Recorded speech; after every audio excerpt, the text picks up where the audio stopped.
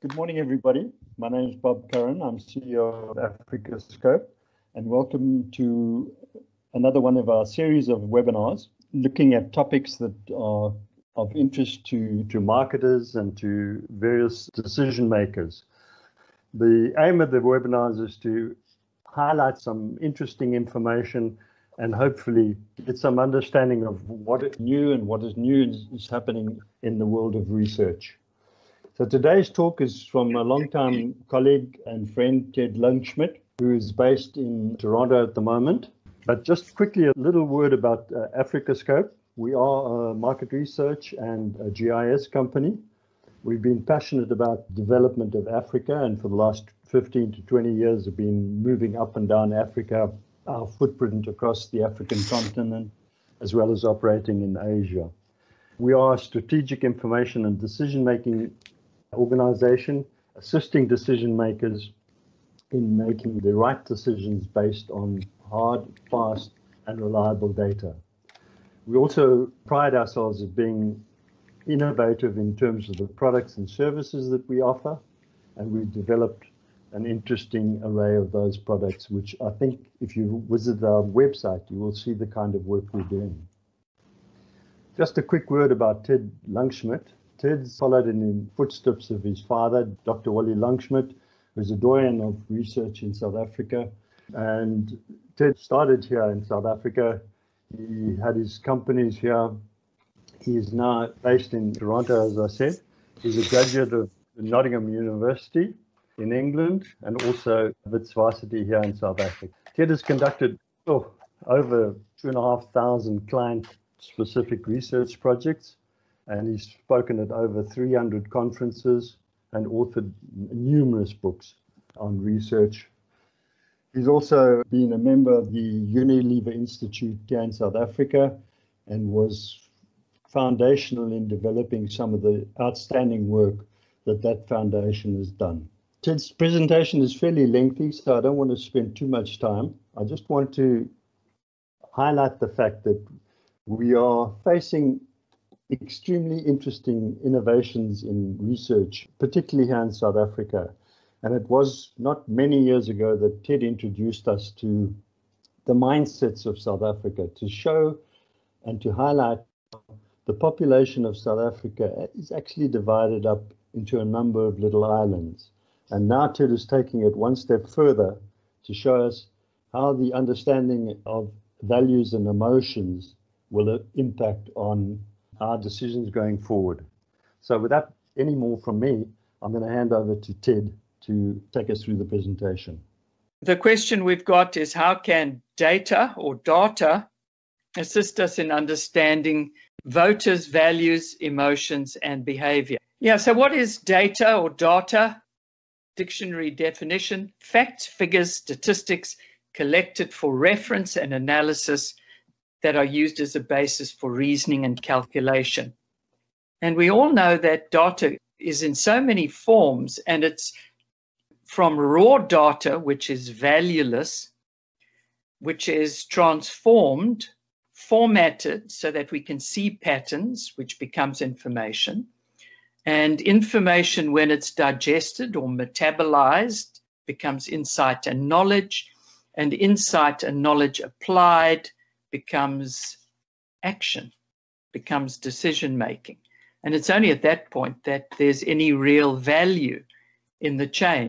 So we live in the information age. Data is as plentiful as stone was in the Stone Age, and it's just as worthless. It's clear that people don't really want piles of information. So what do they want? To find out what people wanted, in 2000, the Unilever Institute at the University of Cape Town sent a survey to every advertiser in South Africa. 8,000 executive decision makers, like yourselves, filled in the questionnaire. They were asked what they really wanted or needed to know, what was important to them. And astonishingly, in 800 interviews, 3 fundamental themes were identified.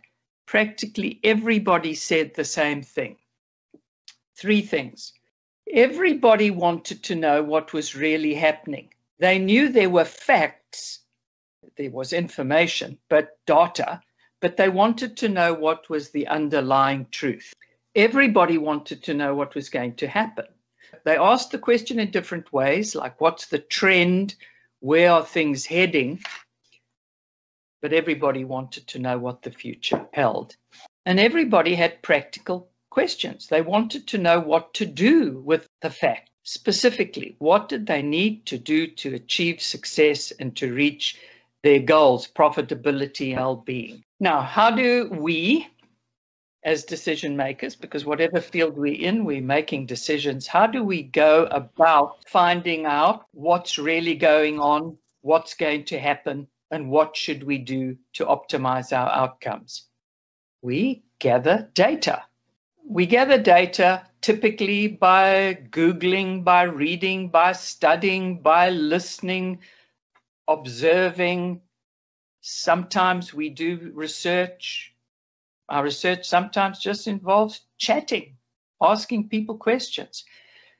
We analyze the information we get. We format the data so it's easy to visualize patterns. That's becoming a bigger and bigger business, helping people see the meaning in huge data sets. We use statistical analyses to uncover patterns and drivers that we can't see. We generate hypotheses about what's happening. We brainstorm and discuss the options. And in the end, we reach consensus. And sometimes we're not all that confident, but we do decide what it is that to do. The frightening thing is, and the big question, and the elephant in the room, is whether people are even capable of answering our questions. Do they know why they do things? I've got just two quick examples, and some of you have seen these examples before. A survey I did some years ago. You ask people why they choose the tires they have on their vehicle, and everybody is very plausible, very rational. They say they choose their tires because they're safe, they're durable, or long-lasting, and they're affordable. But when we do a statistical analysis, when we compare the associations with the tire they bought, with their associations with all the other products, the other tires they had in their competitive set, we can prove scientifically, statistically, that the real reason they buy the tires is because the tread is groovy, baby. It's exciting, it's associated with grip.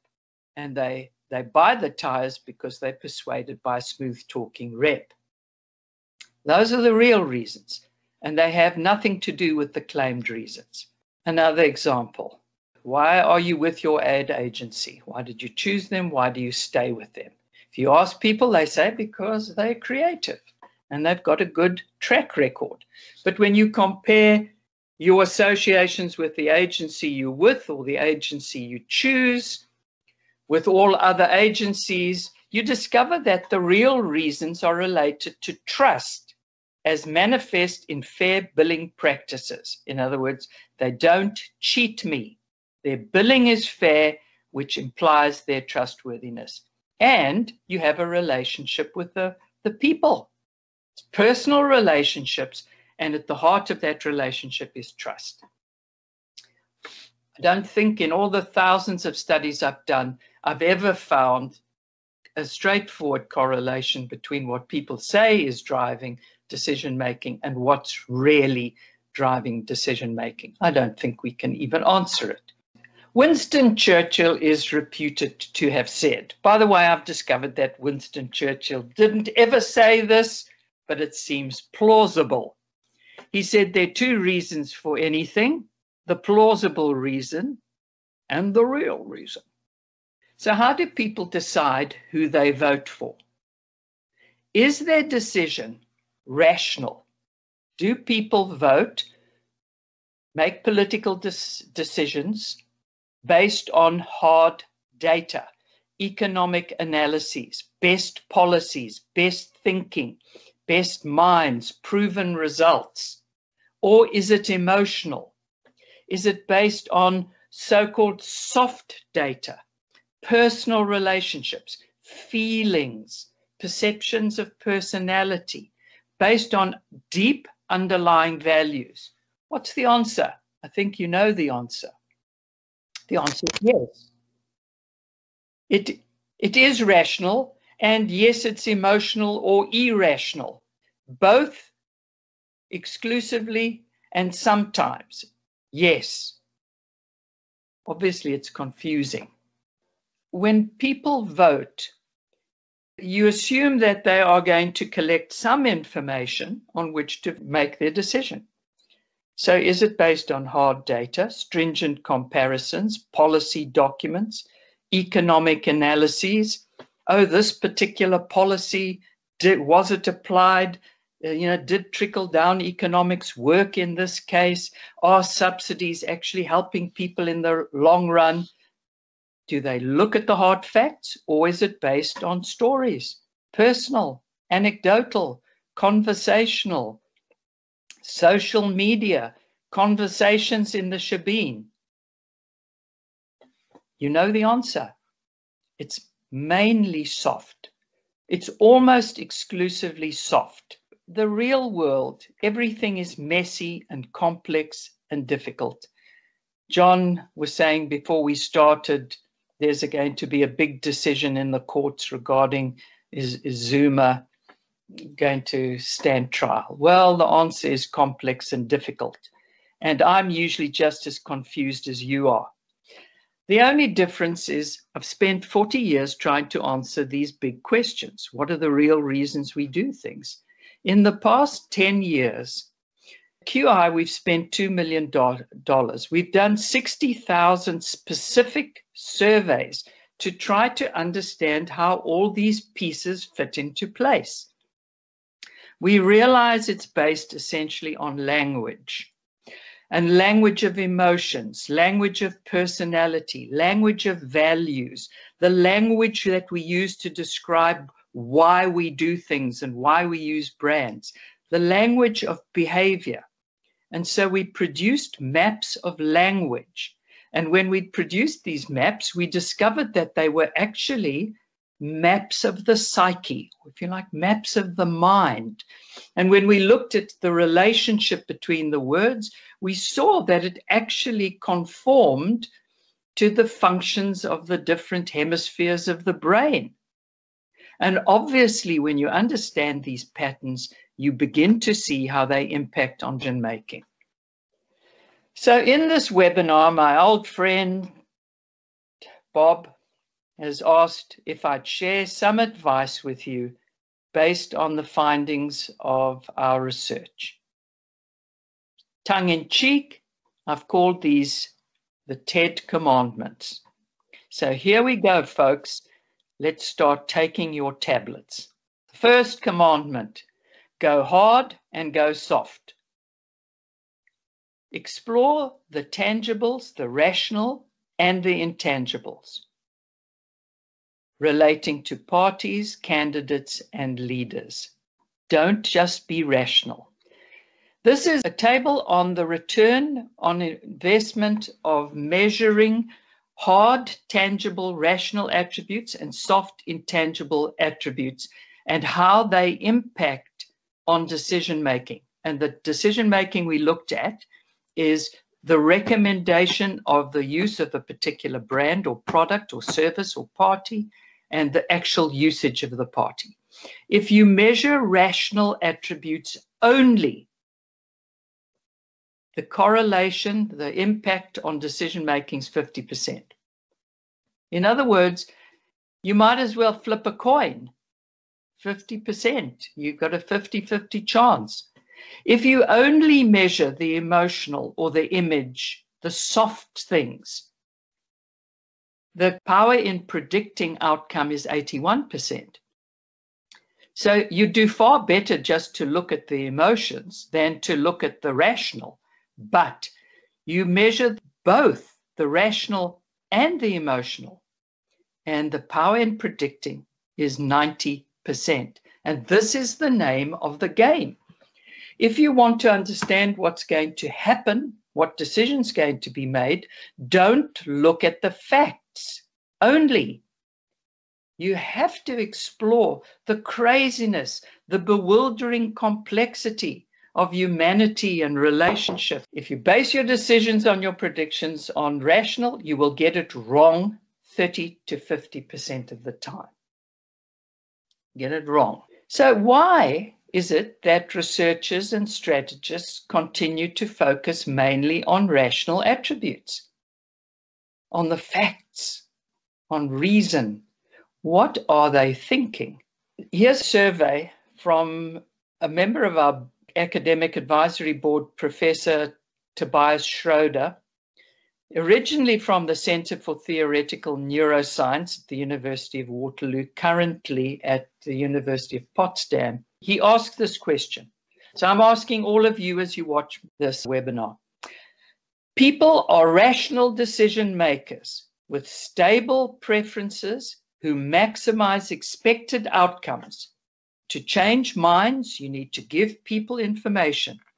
To change behaviors, you need to change incentives. Is this fundamentally true? It's not only approximately false, it's absolutely false. It's provably, demonstrably false, but it remains the predominant assumption about human behavior, communication, and decision-making. The sad truth is that people lack the capability and the motivation to make informed, rational decisions. People act principally on emotions. They care more about maintaining social relationships than logical consistency, and they are subject to motivated cognition. Definition of motivated cognition means they're more likely to believe facts that are in line with their emotional preferences and needs than facts that contradict their values. People want to experience what they already know, Dr. David Heiser, and this is based on the research of Tobias Schroeder. The overall decision-making is equally rational and emotional. Now, remember these lines. The underlying impulse to act is emotional. The final decision whether to act is rational.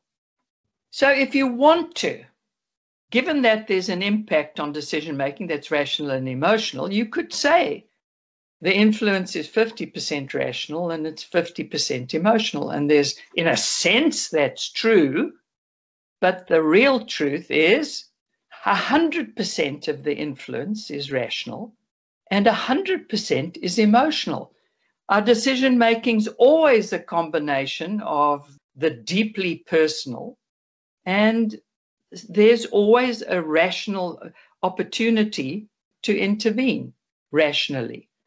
Although both are equally important, rational and emotion, just remember what comes first. This is probably the most significant research you'll ever bump into. It's by Benjamin Liebe. So Benjamin Liebe did research where he looked at people making decisions. He asked them, and he was measuring, using the latest technology, the unconscious process. What he found is when people made decisions, the body had decided what the decision was before the conscious mind even knew it. He could prove the decisions were made before consciousness even registered them. Before the action is initiated, consciousness is recruited to approve or veto. So here's a lovely quote from Richard Gregory. Our conscious minds may not have free will. In other words, our body decides for us, but it does have free won't. So you could say, well, I don't want to send Zuma to prison, but I will or I won't. So the second of my little commandments is explore feelings. Don't be too rational. Look at feelings. If you understand the feelings people in their lives and specifically towards parties, you will get so much power and understanding to predict outcomes. But people don't articulate their feelings. So you have to use identikits. You know, the police use an identikit. They know that people can't describe the subject. So what they say to people is, well, did they look like this or did they look like this? Did they have this nose or these ears or this color of hair? So it's the same with emotions. We build emotional identikits and just say to people, if you say, how do you feel? They might mention one emotion, but you show an identikit. If you measure positive and negative emotions, if you just measure the positive, they will explain behavior with a 57% with impact or R square. But if you measure both, it's 90%. So if you're going to measure emotions, you have to look at the dark side as well. Not just, do you like the party? But if you ask people how they feel, they say 1 to 3 things. How much do you like EFF? Or what do you feel about the EFF? People will say 1 or 2 things. But if you use an identikit of 100 emotions, the average person mentions anything from 16 for a boring subject to 38 for an interesting. If you only know 1 to 3 things, you can't exactly predict outcome. But if you know 38 emotions, and emotions are fundamentally behavior. You know, you say there's an emotion of interest, but it's not really. It's actually the behavior of looking. You say there's an emotion of trust, but it's actually the behavior of following. Here, just for interest's sake, is our identikit of the top 100 emotions, which we got from deep research. By the way, we mapped the relationship between these words by asking people how similar they thought these emotions were. And then for each emotion, we asked them to give synonyms, and we triangulated the positions. So we actually measure through social media listening about 5,000 emotions. Next slide. We statistically map the relationship.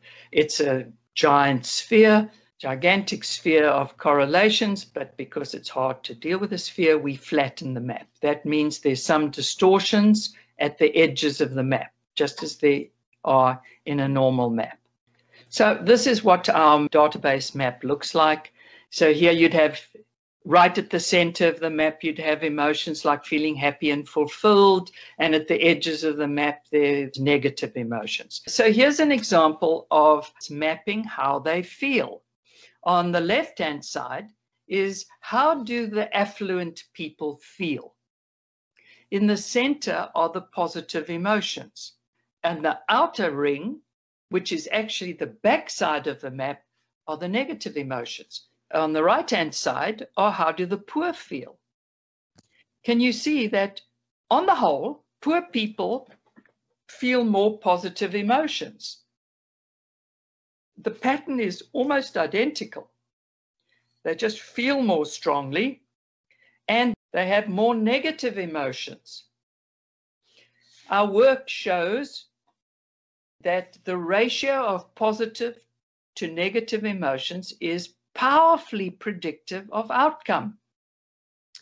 The amount of emotion in the core of the map is powerfully predictive. The ratio across dimensions or zones of the map, we have found, whether we were looking at emotions or personality or behavior or values, we find the same patterns consistently across language and the levels of the map. You can see we didn't invent language any more than a spider invented a spider's web. Language invented us. The deep structures of language are what shape our decision-making inescapably. That might be a bit hard to swallow, and if we get to know each other better, we might understand it better. So the next commandment is explore personality. Don't be so damn rational. Look at people's feelings and look at how they perceive personality, of parties, of the ideals, of how they see themselves. And again, because people can't articulate, use identikits. What is personality? Well, it's the visible aspect of character, but it's also an analog of emotion. An analog means it's analogous to emotion. You could say, I feel trust. I could say, Bob, I feel trust for you. But I could also say, you are trustworthy. Personality, or as it applies to brands or political parties, is a projection of what we perceive other people are feeling, and consequently how they'll behave, especially towards us. Personality represents the likelihood of somebody experiencing an emotion and therefore behaving. That's how this mechanism's evolved. Personality is powerfully predictive of behavior. Trustworthy people act in a trustworthy way. By the way, the word personality comes from the Latin word persona, which is a theatrical mask. So here, from a tool called the QI brain, which has all these different levels, here is what the personality, this is the relationship of the personality words. And of course, our map also explores how the personality words relate to the emotional words, and how the emotional and personality words relate to the values, and how they relate. It's just completely integrated map of how these dimensions of language connect. So here, from a survey, the heading says QI maps help you visualize relationships. So here's an actual survey. How would you describe your boss? So there's the map, but let's look closely at it. If you ask people what they think about their boss, they might say one thing. Oh, he's a bit of a stinker, or, I'm scared of him. But when you give an identikit, this is the picture from a survey we did of the personality of the CEO of a major league North American hockey team. If you look at the center of the map, in the center of the map, the person is perceived to be confident, entrepreneurial, passionate, successful, tough, interesting, intelligent. He's got no heat in the center of the map, no heat in the caring zone, no heat in the relatable zone, no heat in the desirable, but he's got quite a bit of negative heat at the edge of the map. He's controversial and arrogant and cheapskate and out of touch and a difficult, stubborn, egotistical, controlling. The guy is a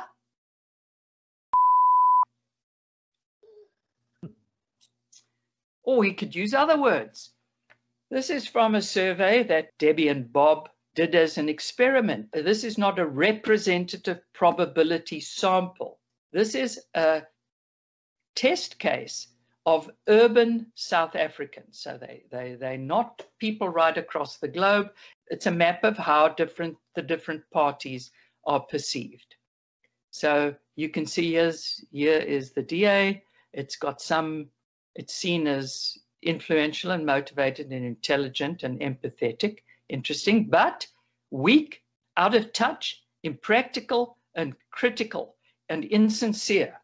Now remember, the ratios are important. Every one of those perceptions relates to behavior and outcome. And believe me, if you understand how people are perceived, not only can you predict how they'll behave, you can predict how you'll behave. Here's perceptions of the EFF by metropolitan South Africans. So there are perceptions. It's a leader, self-confident, influential, popular, different, energetic. But there are perceptions. It's childish, impractical, greedy, egotistical, insincere, obsessive, prejudiced, inflexible. So there are lots of negatives. And in fact, the predominant perception. But this has to be, and one of the advantages of working with Africascope is that they have an incredibly robust sampling frame. So can you imagine if you use these identikits in probability samples, how powerfully predictive it would be of outcomes. We can whiz through these just to show. You also look at people's ideals. So this is a perception of the archetype of the game changer, because what if South African politics need? Change the game. So This is the footprint or the profile that South Africans want to see. And they also, in the next slide, want to see the profile of an angel, a guardian angel protecting. And so can you see how you can structure what you want your product or your brand or your party to be, and you can measure against that ideal. Next commandment, understand the relationship between thoughts and feelings and behavior. Feelings, emotions, and personality impact on your thoughts and belief, and your thoughts and beliefs impact on your feelings, and your feelings and your thoughts impact on your actions, and your actions impact on your feelings and thoughts. And it's this incredible dynamic circuitry. The 6 levels of our map, everything is interconnected in the mind. For example, the emotion of trust is related to the personality of calm, trustworthy, helpful, with family values, honest, is related to the cognitive attributes. It's a family business, it's fair, it's transparent, they communicate clearly, and they're socially responsible. It's related to the values, the behavior of pulling your weight, having a good reputation, being practical, and the behaviors of protecting, trusting, watching over, being loyal, respecting. And the imagery, because we map archetypal imagery as well. There are all sorts of images that are attracted. So you can't just say, a political party can't certainly say, I trust you, or you must trust me. You've got to demonstrate it. You've got to show it. You can't say it. The next slide is the behavior map. Now, this is what's really interesting, is because the behaviors are completely related to all the others, you can illustrate the relationship and the probability of behavioral outcomes. This is especially fun in staff surveys. So if people are angry, the probability of shouting is 69%, arguing 60%, and blaming 50%. Resentment leads to blaming, rejecting, and criticizing. Self-hate leads to self-harm and blaming and criticizing. Being really serious, paying attention, solving problems, and respecting. Gratitude, not only thanking, but trusting and supporting. Feeling of spiritual connection leads to prayer, meditation, and connection. Every one of the thousands of behaviors and personality attributes and values and cognitive attributes is linked to behavior.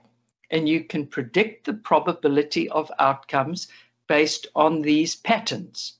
I just wanted to say something about the negative behaviors. Our work showed that when you look at the negative side of the behavior map, behaviors clearly group into 2 halves. Flight and freeze behaviors, like doing nothing, wasting your time, and there look at the wasting time behaviors, making excuses, escaping, gambling, getting drunk or high, smoking, taking drugs, just wasting your time, forgetting your problems, being unreliable, and being paralyzed with grief and regret.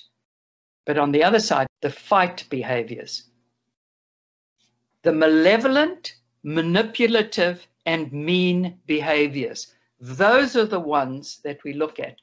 And in our maps, we've identified what we call whirlpools.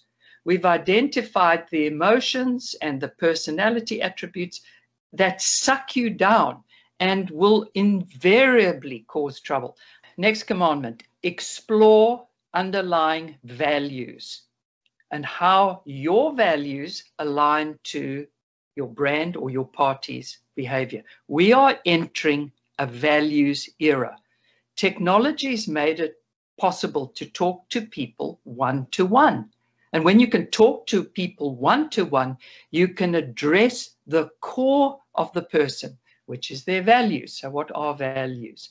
We've mapped values, really difficult to do, because values manifest in so many different ways. What are your values? I illustrated this by showing a tattoo because that's really to show that it's integral. Your values are at the heart of you. In fact, brands are value systems. Political parties are value systems. In a values era, we're living in a values era, and there's nothing more important than living and measuring values. What are values? Well, this is the definition by Milton Rokeach. So he's a pioneering academic studying human values, and this is how he defined them. He said, they are centrally held, the center of your life, and they what guides your actions and judgments across specific situations and beyond the immediate goals to the ultimate end states of existence. So he's just basically saying they're murve important. Most people know and understand that our values represent what we value. So your values are literally what you think is important and worth pursuing. And obviously, the things you think are most important will shape all your choices. They'll help you decide what career you go into. They'll help you choose a partner. You choose your political party. You choose everything based on your deep underlying values. But this is what we have learned and can prove. Your values are not just rational. Your emotions are the bedrock of your values. Emotions aren't just the spice on top of your rational beliefs. They are the driving force of your value system. Now, values are difficult to measure because they manifest in so many ways, from vague feelings to firm beliefs. So you can see a person's values in what they love and what they hate and what they dream and hope and what they need and what their goals are and what their beliefs are. And we run a survey called the Value of Values Survey. And what we're hoping to do with Afriscope is do the Value of Values Survey in South Africa. So to look at all these dimensions of values and emotions and personality and behaviors and all the juicy and important brand stuff. How important are values? How powerfully predictive? Thank you to Debbie Milne, who works with Bob and works with QI in South Africa. Values are 2 to 5 times more powerful than any combination of demographics. They're 2.4 times more powerfully influential on TV patterns, viewing patterns than any kind of demographic, on what you own, on what groups you belong to, on what your activities are. 4.5 times more influential on the choice of your car than any combination of demographics. 5.4 times more powerfully influential of what you claim you're going to do. How powerfully do they impact on voting patterns? Now, if you just looked at the usual demographics, you can predict voting patterns with a 54% accuracy. If you looked at emotions, personality, values, beliefs, it improves the odds. But the extraordinary thing is that if you look at all of them, the demographics, plus the emotions, goals, values, you can improve it to 82%. Politics is the most difficult to predict. That's why pollsters get it wrong so often. It's not easy. There are other factors, bribery, etc. So here's some examples, because we can map values by the color of their skin. And so that's the values of Black South Africans, the inner circles, what they love. And here's the values of white South Africans. And surprise, surprise, they're barely different. It's got nothing to do with your skin, your values. The next commandment, explore the rational attributes, because now it sounds like I'm just knocking the rational, but it's 50% of the equation, and you've got to explore them. even the uncomfortable ones. And you have to use a combination of open-ended. The best question in market research is an open-ended question. Tell me about it. Tell me about the ANC, the EF, in your own words. Free association. What comes to mind when you think about it? And when you use identikits, you've got to use positive and negative identikits. So this is the map, the rational attribute. We measure 30,000 rational brand attributes. Many of them apply to political parties. It's based on our thousands of surveys. We just say, tell us about this brand. Tell us about that brand. Tell us about any brand you'd reject. So we just generate the vocabulary. We look at advertisements, etc. So we built this identikit of rational brand attributes. But when you do a specific survey, there are always very specific market-related attributes. So examples from some of the work that Bob and I have done, and Debbie and I have done for Future Fact and in South Africa. Here's some examples of the rational brand attributes that are important. Well, do you provide quality education? Do you give free university education, good healthcare, a strong military and law and order? Do you stamp out corruption? Do you attract overseas investment? Blah, blah, blah. All those things.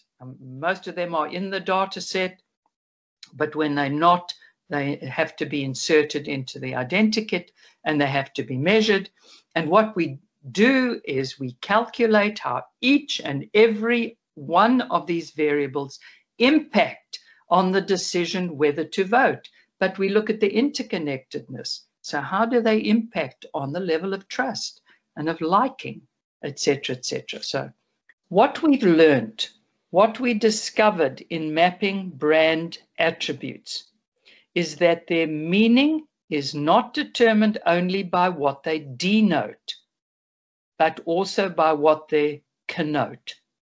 Every word, meaning comes from its emotional embedding, its emotional connotations. Every word is supercharged with feelings. Every image, everything you look at in the outside world, everything, the meaning of things is the emotional association. In fact, brain research shows that whenever you tap, you can stimulate the brain. And whatever you find when you stimulate a point in the brain is you see something, a word or an image and an emotion. The emotion embeds all language and all imagery. And so obviously words have powerful emotional charges and they powerfully impact behavior and outcomes. Now, I'll just give you one example here. Take the rational brand attribute made in China. So the word obviously denotes the product's point of origin, but the connotations of made in China are numerous.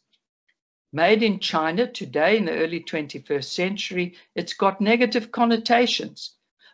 Correlates with the following cognitive attributes: low quality, questionable ingredients, inaccurate labeling, unhealthy, unsafe, artificial, processed, mass-produced, exploiting workers. Now it's going to change. There was once a time where made in Japan meant low quality. So these connotations can change. You can set about changing them. But at the moment, that word has a powerful negative charge. So we've got to understand when you look at these cognitive attributes, their pathways into emotions and values and the other levels of the map. Yeah, and so here's just some examples of mapping the cognitive attributes, and I can't go into the details, but there's the map of Coca-Cola. You see, it's a powerful brand, a strong red core, but there are negatives. And what are the negatives associated with? And why? And there's one of Air Canada. Yeah, good core, but lots of negatives. And there's a map of the tobacco industry. You can't measure specific brands, but you can see how the heat in the core is declining, the negatives are growing. Marijuana at the moment has a much better map, more heat in the center and less negatives, but stick around. Code, the voice of customer analytics. People are doing less market research these days because market research is typically just dumb. You know, typically people measure only a few attributes. They typically focus only on the positive. They give people simple choices, either or. Is it price or quality that's most important? For research to be valuable, it's got to measure all the dimensions. So what people are turning to is listening to conversations, social media feeds, listening to what people say in their website. So if you picture our map as a dream catcher, a coding frame, so you just scrape a website or you take somebody's open-ended reports and you look for the words in the coding frame. You can produce maps of anything. And then behind the maps are dashboards that look at the relationship between positives and negatives, that look at how powerful each variable is. So code, the voice of customer. So this is just an example. We have this universal coding frame of about 60,000 words and phrases. It's continuously evolving. We look at copy, whether it's from research or from listening, and we're attempting to automate it, but a lot of it has to be personal, individual coding, and we can produce the maps, and with the maps, powerful learning. Then the next step is to calculate the impact of each variable, of each attribute on outcome or behavior. So remember the example I showed you relating to tires. So people would say durability is important, but actually you could prove the tread is important. So what we do is we look at the association with the brand, the emotional association, the perceived image, the cognitive association, the values association. We look at how all those variables impact on the dependent variable. But we don't just look at statistical correlations. We do complex statistical analyses. And then this is what we do. We look at the association times the impact. So, for example, let's just talk about politics. So if there's a perception of a leader that he is corrupt, well, obviously corrupt isn't a great attribute. So the association, 60% of people think he's corrupt. Corrupt has a very negative impact. So the score is association times impact. So if you seem to be honest, and honest has a good impact on outcome, the association times impact. We create two scores, the rational score and the emotional or irrational score. Association times impact, and we predict outcomes. So here's just an example. We call association times impact mind share, and we compare that to market share. And when the market share is lower than the mind share, the brand is going to decline. And when the mind share of mind is much bigger than the market share, the brand is going to grow.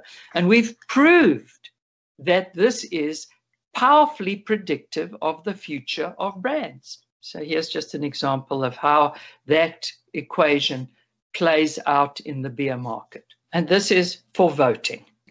Look at the emotions associated, the perceived image, and the rational attributes, and you can make these predictions. And then the next one, commandment number 9, play what-if games to optimize outcomes. You know, association times impact, you can work out what each brand's score is. Look at the picture, the swings and the pendulum and the roundabout and the men in white coats. We've developed a tool called the equalizer. And that's basically playing games with every variable. What would happen if you dial this up? It's not as simple as you think, because we have to calculate. Could you dial that up? Is it credible for you to increase that? If you're too far behind, or if you have no associations, you can't do that. So we look at the viability of dialing up that attribute. If it's ownable, and we help you build the perfect configuration of your party or of your brand. My 10th commandment is wear a mask and keep taking the tablets. Sorry, were you expecting a 10th commandment? It's not going to happen. I'm not Moses. So there we go. We started late because of problems with technology, but Bob, would you like to allow a little time for asking questions?